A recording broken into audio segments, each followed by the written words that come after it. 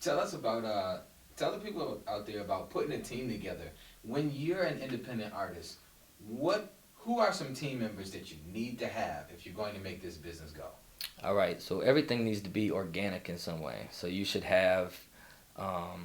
definitely have people who can work local shows, right? People who are willing to be on your team to promote, hang flyers, the street team, so to speak. Next, you need someone social media team, somebody that's gonna make sure whatever you make is seen by other people. In our day and age, where television is not like controlling, and everything that people think and see, it's more social media is kind of dominated and taken over that wave.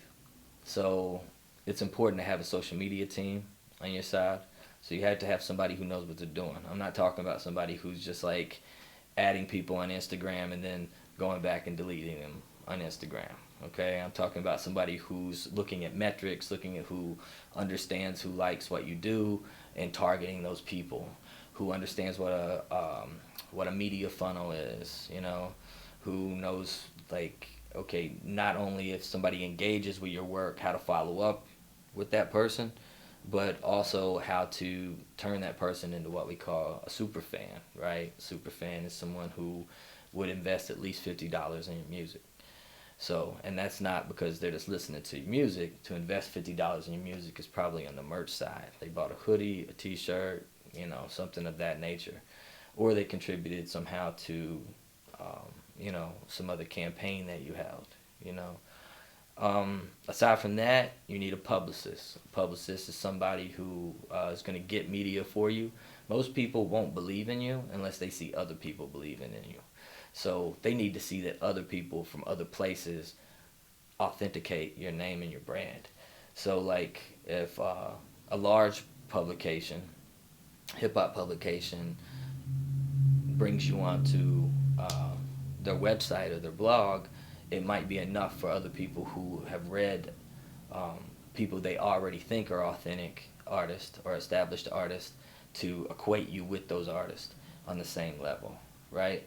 Otherwise, it's hard for people to gain respect. They'll be like, you'll get this a whole lot too if you go to like high schools or middle schools and talk to the kids. They'll be like, you know, do you know Meek Mill? I'll be like, no, I don't know Meek Mill, right? But that's their way of saying, okay, well, they're testing the waters. They're saying, oh, well, is this person authentic? Is this are they who they say they are, right? And people aren't wrong to feel that way, but it's up to us to kind of, you know, authenticate ourselves for them, you know. And sometimes the music doesn't do that alone, right? It's not just about art per se. So you need a publicist because the publicist is going to get you into those places that are already safeguarded by these gatekeepers. How do you get a publicist? I just want to put that out there because I want it to be something to where somebody who's younger than us, who's green at it and just gung ho about the music, they can say, "Oh, that's what a publicist does. Oh, that's how I get a publicist." Right. Okay. So you don't want to just take anybody as your publicist, right? Your publicist has to be well connected, and they have to have a long line of relationships with people. Like anyone that's new in that game, even if they're good at what they do and they set up the email the right way, it's a lot of people won't even accept their emails or won't even accept their, like, usually a good publicist could get you in like Pitchfork, or they could get you into like Ambrosia, for heads, you know what I mean? Like they're able to get you in those spaces because they already have relationships with those people, you know. And those guys, those publications take chances on you because really when you're starting out at our level, no one knows you, you know. So you're also a liability to them too. They're taking a chance on you. Even if they like your music, it's not a promise other people that read their publication is going to like your music.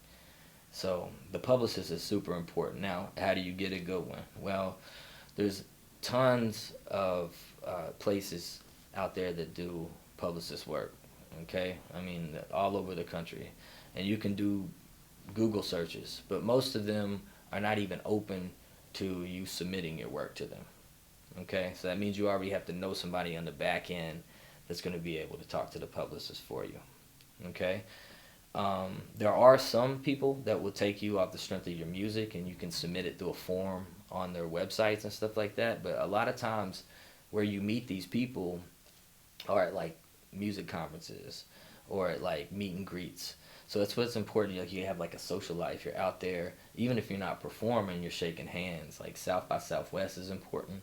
You're talking to people. You're in the room with people you might not even realize are, you know, really really powerful people, right? I remember I was doing a show in 2015 at South by Southwest, and it was me and the band, and we finished up. It's just a little cocktail bar, and after we were done, you know, Open Mike Eagle came up to me or whatever, and I didn't even realize it at first, but Hannibal Buress was with him.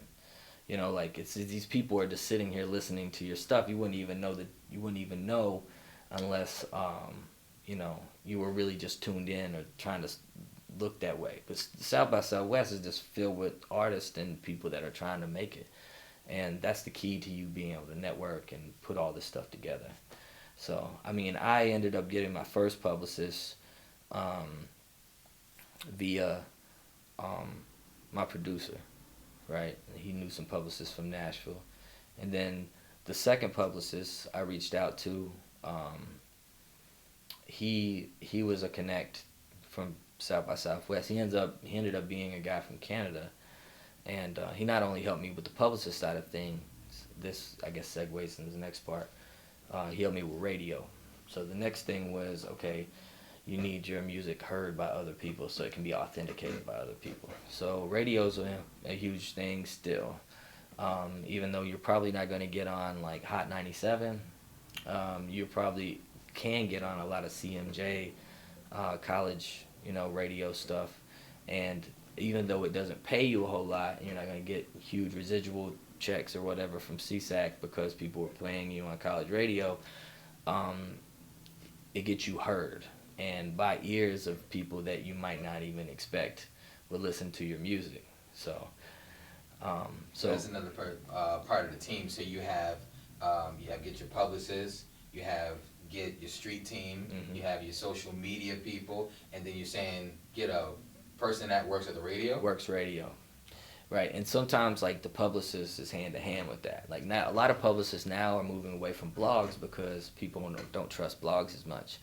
Like even though online presence is important, a lot of people see blogs as like a venture of clickbait. Unless like you're reading like the Huffington Post or something like, you know, very, very kind of has a prestigious label or a title on it. A lot of people won't trust it because they feel like it's fake news, right? Which has really hurt the whole idea of blogs being like your way to move. Now you have to have some pick you up, but it's not as important as it used to be. If you go back 4 or 5 years, blogs were everything. That's the way people discovered music. Now it's streaming.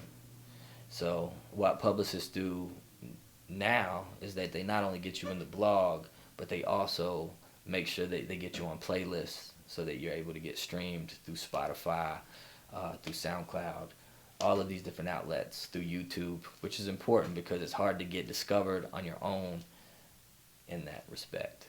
Mm-hmm.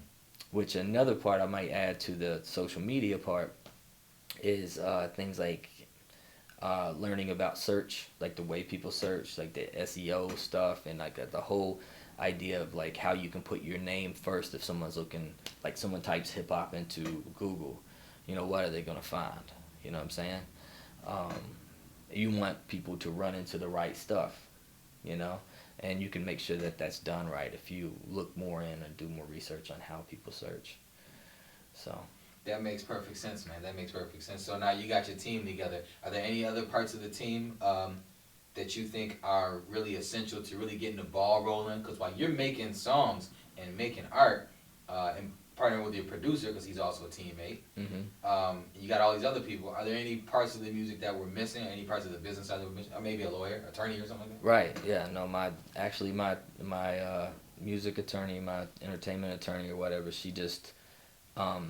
I had worked with a publicist on this last album, and he didn't deliver what he was supposed to deliver, you know, and then charged me one extra month that I wasn't aware of till later, right? So I hit her up, send him the email, send him the letter in the mail, and even though it wasn't, you know, I mean, it's not like you immediately get that money back. Eventually, he had to pay me back, right? And it kept me from going to court, you know.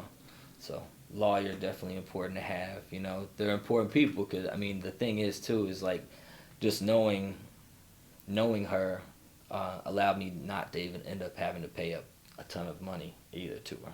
You know what I'm saying? Like she respects what I do, so thus she's helping me out, right? She's gonna take a little off the top, but she ain't gonna kill me, you know. Then there's the what else do we? Your booking agent. Booking agents are Tell us important. about that because shows are lifeblood. Right. It started out it started out where I really when I first moved away from just being a local artist, booking agent was everything. So I ended up signing with DTR, which is Deep Thinker Records here in Buffalo, New York. Me and Tone developed a relationship where we were just the more places I went, the more it fed back into the loop of like being able to take me other places. He was able to kind of put me on to tours with other people. And then as I was traveling around a whole lot, other people started taking note of that, and then that's when I started building the whole band and all of that stuff. You know, because one of the things that you want to do is like I started realizing I'm like, there's so many people out here doing this. Like rappers are everywhere. There are way too many rappers in this world, yo. But the thing is that you have to make yourself stand out in some way, one way or another.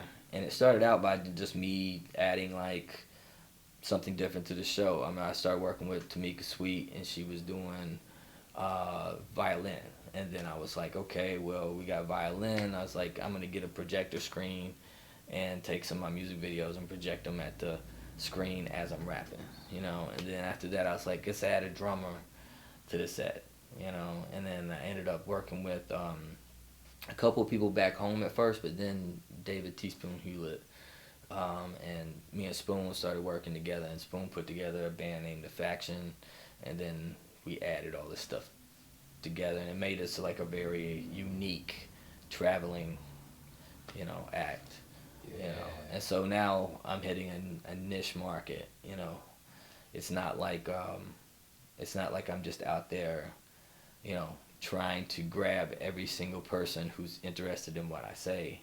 Like now, we've kind of supplemented the music. It's not like, oh, I'm hitting play on this and then rapping over it. You know, now it's a whole organic thing that's happening. It's a whole act. You guys have it's a thing. You know what I'm saying? So it's a thing to be experienced. Yeah.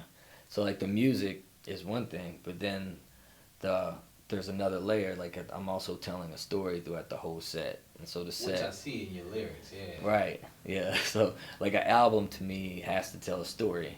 If it doesn't have a story arc, or if it doesn't have that, then I think that's in my aesthetic is like a lower form of art.